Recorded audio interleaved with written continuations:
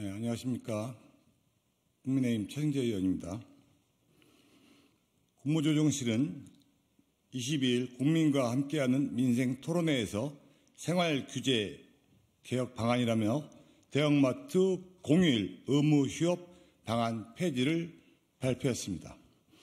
중소상공인과 골목상권 권익 대변을 위해 21대 국회에서 활동해온 저는 정부의 이 같은 방침은 가뜩이나 위축된 소상공인 경기와 얼어붙은 700만 소상공인들의 마음을 헤아리지 못한 성급한 결정으로 평가하며 지금이라도 직접 당사자인 중소상공인들의 의견에 귀 기울여 이 방침을 즉각 철회해야 함을 강조하는 바입니다. 대형마트 의무 휴업 제도는 단순히 대기업을 규제하기 위한 것만이 아닌 전통시장과 소상공인을 살리기 위한 우리 사회의 치열한 논의의 산물입니다. 그 중심에는 어디 한 군데 하소연할 데 없이 그저 장사꾼 김 사장으로 불렀던 평범했던 소상공인들의 눈물의 결집과 투쟁의 과정이 있었으며 대한민국 소상공인 운동의 분기점으로 불릴 만한 우리나라 소상공인 운동의 빛나는 산물입니다. 지난 2011년 12월 유통산업발전법 일부 개정안 통과로 대형마트 공휴일 의무 휴업 제도와 영업시간 제한이 본격화되었고 이미 2013년 12월 헌법재판소에서는 대형마트들의 소송을 각하한 바 있습니다. 또한 2015년 11월 대법원은 의무 휴업일 조례가 부당하다는 고법의 판결을 빼고 소상공인들의 손을 들어줬습니다. 이렇듯 대법원과 헌법재판소에서도 명백히 인정한 사안을 이제 와서 손바닥 뒤집기처럼 뒤집고 일방적으로 대형마트들의 수건사업을 해결에만 손을 들어준 것은 심히 부당한 처사임을 지적하지 않을 수 없습니다. 20여 년 동안 소상공인 운동에 투신하여 소상공인연합회를 결성하여 초대 2대 소상공인연합회 회장으로 가수수수료 인하와 임대료 문제, 대기업의 골목상권 침탈 저지, 최저임금 인상 반대 등 소상공인을 위해 활동해온 저에게 있어서는 소상공인 자영업자 살리기를 1호 공약으로 내걸었던 윤석열 정부의 기대를 걸었던 전국 700만 소상공인들의 분노와 원망이 폭주하고 있습니다. 저의 부모님은 청량리 경동시장에서 30년 넘게 장사를 하셨고 저 또한 장사가 본업이었습니다. 중소상공인을 대표하여 의정활동을 하였던 저의 의정활동 모든 것을 걸고 말씀드립니다. 왜 큰 가게들만 장사가 잘 되게 하고 작은 가게는 장사가 안 돼서 문을 닫는 게 당연해야 합니까? 작은 가게에서는 소비자 편익이 침해되기라도 한단 말입니까?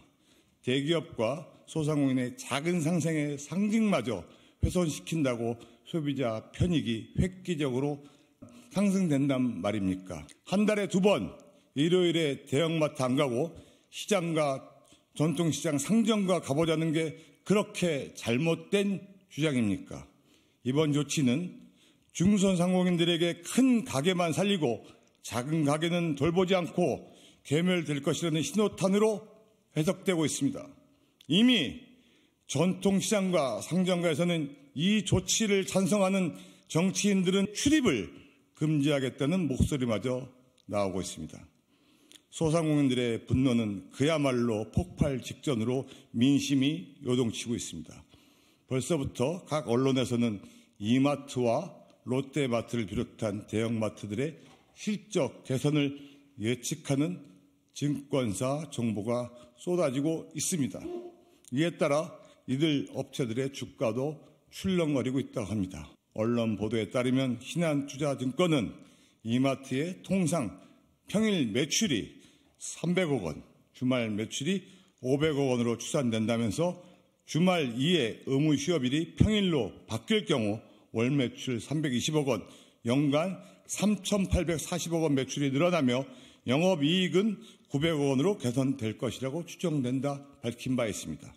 교보증권은 롯데마트의 주말과 평일 매출 차이를 90억 원으로 평가 시 평일 휴업 시 연 매출이 1,728억 원 확대될 것이라고 예측한 바 있습니다. 언론 보도에서는 대형마트가 전체적으로 월간 600에서 800억 원, 연간 약 7천에서 1조 원의 매출 증대 효과가 발생한다고 예측하고 있습니다. 대기업에게는 연간 최대 1조 원의 매출 상승 효과는 결국 전통시장과 소상공인들의 1조 원 매출 감소로 이어질 수밖에 없다는 것이 자명한 것입니다. 두부, 콩나물, 계란까지 하청받아 대기업 마크를 붙이고 팔게 되면서 우리 골목에서 친근하게 이 상품들을 판매했던 영세상공인들은 지금 찾아볼 수가 없게 됩니다. 하청구조로 원가의 50% 넘게 하청업체들의 고열을 쥐어짜며 문어발식으로 확장해온 대기업의 행태에 대한 대응과 대기업과 소상공인의 최소한의 상생을 위한 장치였던 대형마트 공휴일의 의무 휴업 폐지는 다시금 이런 가오가 반복될 수밖에 없다는 위기감을 불러오고 있습니다. 2022년 소상공인 시장진흥공단 자료에 따르면 2020년 기준 전국 전통시장 수는 1,401개로 14년 전인 2006년 1,610개보다 209개 감소했으며 전통시장 감소로 2006년 22만 5,725개에서 2020년 20만 7,145개로 1만 8,080개로 점포가 사라졌습니다. 슈퍼마켓 협동조합에 따르면 2000년대 초반 전국 10만여 곳에 육박하던 동네 슈퍼수는 2023년 현재 4만 개 수준까지 떨어졌습니다. 대형마트 공휴일 의무 휴업 폐지는 이 같은 추세를 더욱 가속화시킬 것입니다. 사라진 시장과 슈퍼 사장님들 골목 상권의 괴멸은 경제적 극빈층으로 전락하며 지역 경제까지 나아가 한국 경제의 희락은 더욱 심화될 것입니다. 언론 보도에 따르면 전국 외식업 폐업률은 20여 년 만에 최고치를 기록하고 있습니다. 행안부 지방인허가 데이터 분석 결과 2020년 전국 외식업 폐업률은 10.0%로 전년 대비 1.2% 증가했고 2005년 이후에 처음이라고 합니다. 특히 서울 지역은 12.4%에 이르는 폐업률을 기록하고 있습니다.